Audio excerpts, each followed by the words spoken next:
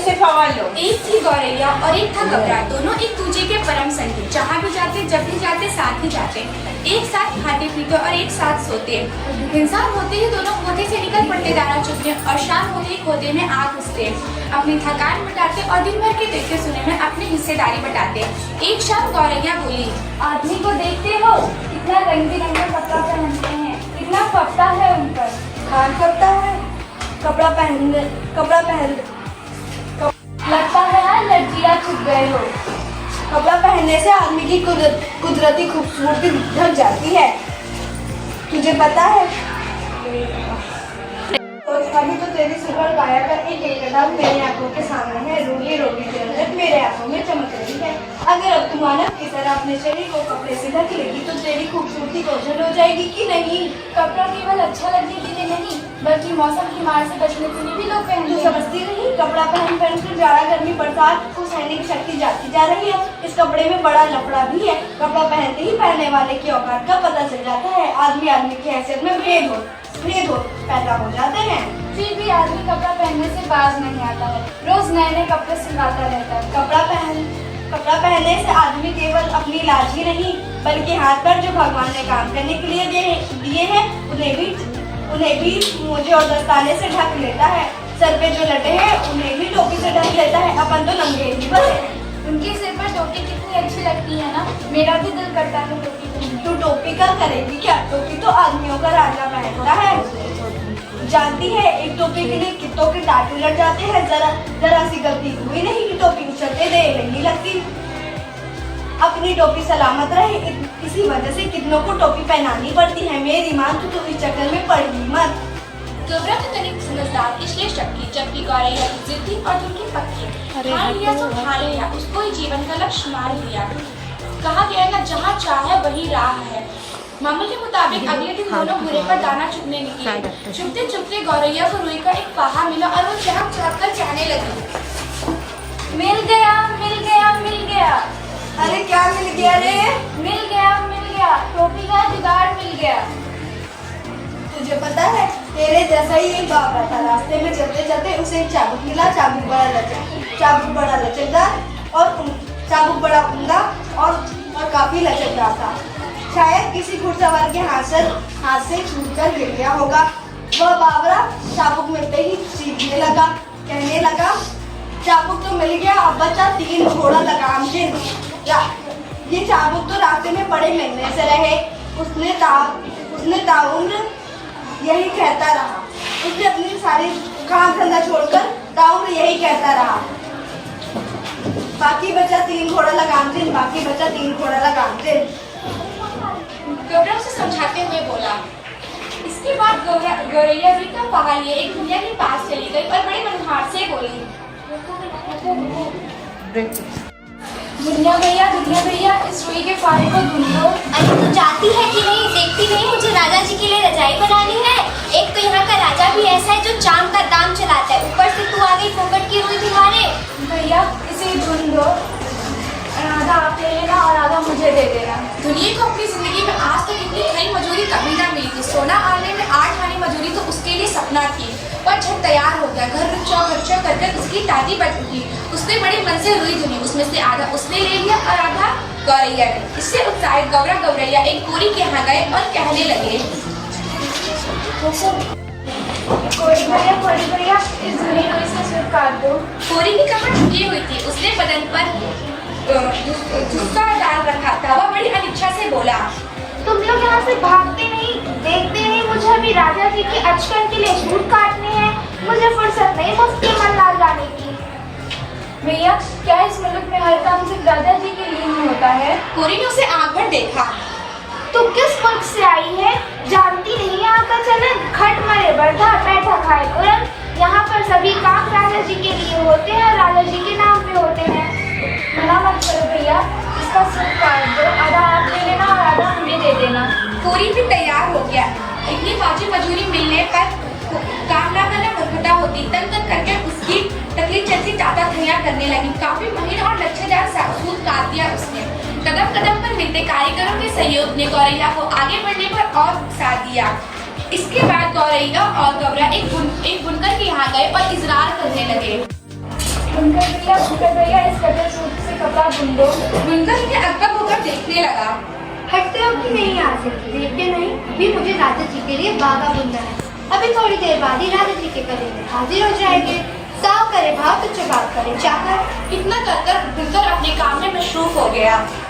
मना मत करो भैया, हम सेठ का काम नहीं करवाते हैं। आधा आप ले लेना और आधा हमें दे देना। बुनकर ने देखा कि सौदा बुरा नहीं है, वह तैयार हो गया। सूट अपनी ओर खींचकर ताना बाना पसार दिया। उसका गर्दा चलने लगा, ढके लुढ़कने लगे। थोड़ी देर में उसने काफी गहन और दबीज कपड़ा बुन दिया। उसमें से आधा उसने ले लिया और आधा गौरैया ने। गौरैया ने अब 3-4 मंजिल पार कर ली थी। कपड़ा लिए वह एक दर्जी के यहाँ गई और कहने लगी, दर्जी भैया इसकी टोपी सिल दो। हटती होगी नहीं यहाँ से? देखती नहीं राजा जी की 7 रानी से 9 बेटियों के बाद 10वां बेटा पैदा हुआ। अब उस 10 लगने के लिए मुझे ढेरों झप्पे सिलने हैं। दर्जी ने माथे का पसीना पोंछते हुए ठंडी आग भरी। मैं देना ना लेना हर माँ के पसीना। मना मत करो भैया, हम मुफ्त का काम नहीं करवाते हैं। आधा आप इसकी टोपी सिल दे, बल्कि 2 सिल दे। एक आप ले लेना और एक हमें दे देना। मुँह मांगी मजदूरी मिलने पर कौन मुझे तैयार ना होता। कचकच करके दर्जी की कैंची चलने लगी और चूहे की तरह उसकी सुई कपड़े के भीतर बाहर होने लगी। बड़ी मनोयोग से उसने 2 टोपियां सिली। उसमें से एक उसने ले लिया और एक गौरैया के लिए बनाया। अपनी ओर से खुश होकर उसने गौरैया की टोपी में 5 फुदने भी लगा लिए। अब फुदने वाली टोपी पहनकर गौरैया तो मानो आपे में ही ना रही, लगी टेक टांग पर नाचने और फुदक कर लगी कपड़ा को दिखाने। पकड़ के ना पकड़ के ना। हाँ स्टार्ट। देख मेरी टोपी कितनी निराली, 5 फुदने वाली। गौरी को भी आखिरकार कहना ही पड़ा। वाकई तू तो रानी लग रही है। रानी नहीं, राजा को मेरे राजा। गौरैया ऊंचा उड़ने लगी। अब कौन राजा मेरा मुकाबला करेगा? टोपी पहनते ही गौरैया के मन में एक नया ख्याल आया, क्यों ना इस मुल्क के राजा का भी जायजा लिया जाए जिसके लिए इतने सारे काम होते हैं। वो उठते उठते राजा के कंगूरे पर जा बैठी। उस वक्त राजा अपने चौबारे पर खुली धूप में अपने टहलुओं से फ्लेल की मालिश करवा रहा था। उस वक्त राजा के सर पर टोपी ना थी, सभी कंगूरे उसकी सेवा पे लगे हुए थे। गौरैया कंगूरे पर से ही चिल्लाई, मेरे सिर पर टोपी, राजा के सिर पर टोपी नहीं, राजा के सिर पर टोपी नहीं। मालिश करवाते राजा की नजर गौरैया से टकराई। उसका तो सही चकरा गया गौरैया के सर पर कूदने वाली टोपी देखकर। वो उसने सोचा, अरे मेरी टोपी तो लाओ कोई जरा जल्दी। राजा दोनों हाथों से अपना सर ढकते हुए चिल्लाया। टोपी झट से आ भी गई और राजा ने उसे झट पहन भी लिया। उसके बाद वह बोला, देखती मेरी टोपी में 5 फुदने, राजा की टोपी में 1 भी नहीं। गौरैया ने तो दूसरा ही हाथ लपकना शुरू कर दिया। राजा को बेहद हेठी महसूस हुई। इस मुल्क के महाबली राजा के सामने एक गौरैया की यहाँ मजा वह बुरी तरह बिगड़ गया। इस बुद्धि की गर्दन मसल दो, पकने नोच लो, सिपाहियों देर ना करो। मंत्री ने हाथ जोड़ दिए। क्षमा करे महाराज, मच्छर मार कर अपने हाथ के गंदे करना, ये अपने आप चली जाएगी। ये ऐसे नहीं मानेगी। इसकी टोपी छीन लो, उसे मैं ठोकर मारूंगा। एक सिपाही ने गुलेल मारकर गौरैया के सर से टोपी नीचे गिरा दी और तुरंत उसे राजा के सामने पेश किया। राजा उसे पैरों तले कुचलने ही वाला था कि तभी उसकी सुंदरता देखकर वह दंग रह गया। इतनी अच्छी टोपी, इतनी खूबसूरत टोपी आखिर बनाई किसने? सोचते हुए वह टोपी को उलट पलट कर देखने लगा। अब तो उस हुनरमंद कारीगर की खोज होने लगी। राजा चाहे और उसको ना मिले, ऐसा हो ही नहीं सकता। गिरते पड़ते दर्जी हाजिर हुआ। इतनी बढ़िया टोपी तुमने हमारे लिए कभी क्यों नहीं बनाई? दुहाई हो अन्नदाता, दुहाई नहीं वजह बताओ। दुहाई हो अन्नदाता, दुहाई नहीं वजह बताओ। तो कपड़ा एकदम गफस और गंभीर। ऐसा उम्दा कपड़ा किसने पहना? नाक की मारिंद राजा खूब मारने लगा। गिरते पड़ते बुनकर हाजिर हुआ। माफी सरकार। माफी नहीं वजह बताओ। सूट बड़ा ही उम्दा था सरकार, एकदम महीन और लच्छेदार। ऐसा उम्दा सूट किसने बनाया? शेर की मारिंद राजा ने दहाड़ मारी। गिरते पड़ते कोई हाजिर हुआ। क्षमा करें महाराज। क्षमा नहीं वजह बताओ। महाराज, रुई इतनी अच्छी बादलों की तरह बुनी हुई थी। ऐसी रुई किसने बुनी? बिजली की तरह राजा की आवाज करती। हाफते हाफते दुनिया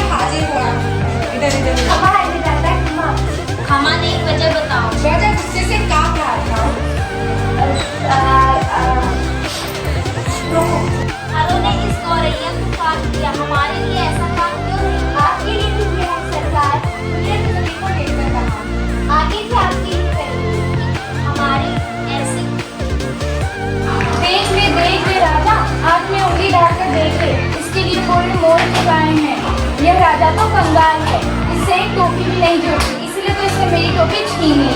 राजा तो वाकई अकबका गया। एक तो तमाम कारीगरों ने इसका सहयोग किया, दूसरी अपनी टोपी के गोरैया की टोपी के आगे अपनी टोपी की कम सूरती, तीसरा धन की खजाने की खुलती पोल। राजा ने सोचा कि इस पाखी को कैसे पता चला कि धन घट गया है। इतनी सख्ती से लगाम सुनने के बावजूद राजा का धन हमेशा घटा ही रहता था।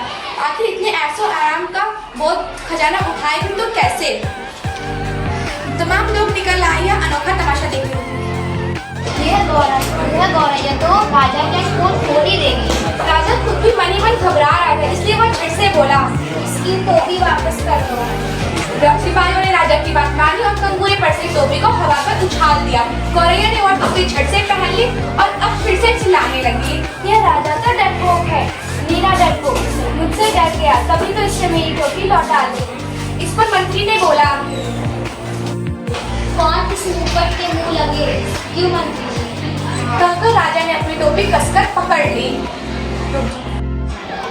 मैं बोली बच्चों नमस्कार। आज लड़कियों के द्वारा जो टोपी नाटक प्रस्तुत किया गया बहुत अच्छा लगा। लड़कियों ने बिल्कुल प्रतिस्पर्धा की भाव से इस नाटक की तैयारी की कि हम लड़कों के द्वारा जो नाटक प्रस्तुत किया गया उससे बहुत अच्छा करें। प्रयास बहुत अच्छा था, लेकिन अभ्यास की थोड़ी कमी थी और मुझे लगता है कि अगर ये अभ्यास कर लें तो यह नाटक बहुत ही अच्छा हो सकता है और कम समय में हो सकता है। खैर, आपने जो भी जितना भी प्रयास किया इस विद्यालय में उपस्थित ना होने के बावजूद भी वो बहुत ही अच्छा है और आप सभी बधाई के पात्र हैं और तालियों